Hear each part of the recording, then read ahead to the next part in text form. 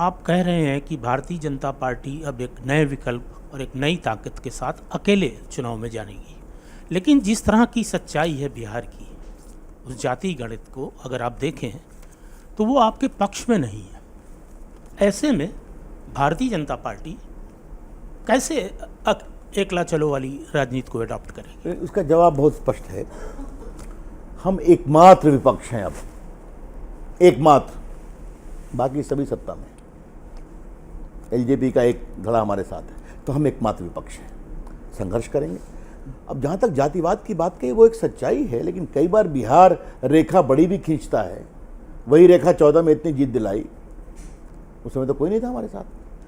हमारे प्रधानमंत्री मोदी जी नए नए प्रधानमंत्री बने थे, और अब तो उनकी अगुवाई में जो देश का काम हुआ है, जो लाभार्थी के काम हुए हैं, जो अति पिछड़ा हमारे साथ जुटा है, जो पिछड़ा हमारे साथ जुटा है, जिसकी बानगी यूपी में दिखाई पड़ी, यहाँ भी दिखाई पड़ेगी। तो नरेंद्र मोदी की अगुवाई में भारत में और बिहार में एक नया बदलाव आया है कि बिहार का गरीब भी कहता है नरेंद्र मोदी जी हमारे आदमी हैं, बिहार के पिछड़े भी कहते हैं। तो वो एक भावनात्मक लगाव हुआ है।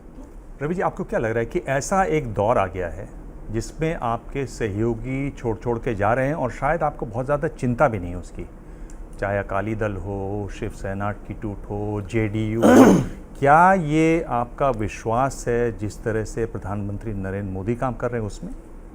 देखिए, पहले मैं आपको स्पष्ट कर दूं, हम अपने एलाइज को स्वयं नहीं छोड़ते, लेकिन कोई छोड़ के जाना चाहे तो हम क्या करें।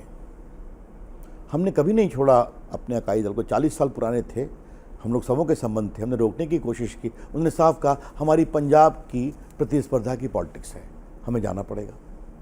शिवसेना तो जीते थे हमारे साथ ना, जो उनको सीटें मिली थी लोकसभा विधानसभा में, वो चले गए, मुख्यमंत्री बनना था। और बिहार की कहानी हम तब से आपसे बात कर ही रहे हैं।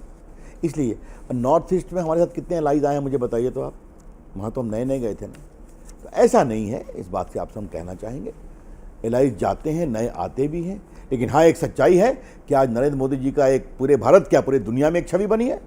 सच्चाई तो ये भी है कि 2005 में अरुण जेटली, प्रमोद महाजन, सुषमा स्वराज बैठ के बात कर रहे हैं कि बिहार में कोई बड़ा चेहरा होना चाहिए। 2005 की बात है, 17 साल हो गए। कहाँ फेल हो जा रही है बीजेपी? क्या नेता सक्षम नहीं है, उनको मौका नहीं मिलता है, क्या हो जाता है? जवाब बहुत सीधा है, हम रिश्ते निभाते हैं। उस समय बीजेपी और समता का अलायंस था, बूटा सिंह राज्यपाल थे, पहली विधानसभा के चुनाव में किसी को मेजॉरिटी नहीं आई थी, दूसरे में मिड टर्म में लगा, अभी भी याद है, हम लोग सब लोग कैंपेन करके आए थे। और आपको बताऊं बड़ी रोचक बात, आप तो बिहार आते हैं, प्रदीप जी और भाई साहब लोग भी आते हैं, तो हम लोग कैंपेन करके आ करके वो पकौड़ी खाते थे, चाय पीते थे। तो सुषमा जी, अरुण जी, प्रमोद महाजन जी बैठे हुए थे, तो हमने कहा कि एक नेता चाहिए, तब तो पुश मिलेगा। वहीं तय हुआ कि हम नीतीश कुमार को बनाएंगे। फिर दिल्ली बात हुई, मैं बता चुका हूँ आपसे। तो रिश्ते निभाना एक बात है, इसका यह मतलब नहीं है कि हमारी पार्टी में लोग नहीं हैं, लेकिन हुआ कि निर्णय हो गया, साथ चलना है तो साथ चलना है।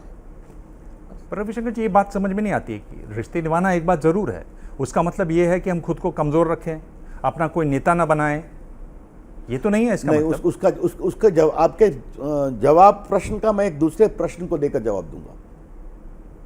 14 में भाजपा को बहुमत आ गया था ना, फिर भी मोदी जी ने कहा ना अपने एलाइज को भी हम मंत्री बनाएंगे। 19 में भी भाजपा को और बड़ा बहुमत आ गया।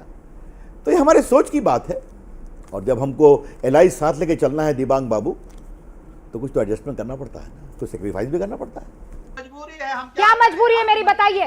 मैं अभी आपको बताती हूँ कि मैंने ओए होए होए होए नमकीन के चटकारे लेते हुए टकटकी मार के डिबेट शो को पॉज रिपीट कर करके देख रहे हैं जोगिंदर जी। इनकी तरह आप भी देखें अपनी फेवरेट डिबेट्स को रिपीट कर, और डाउनलोड कीजिए एबीपी लाइव ऐप अपने स्मार्ट टीवी पर।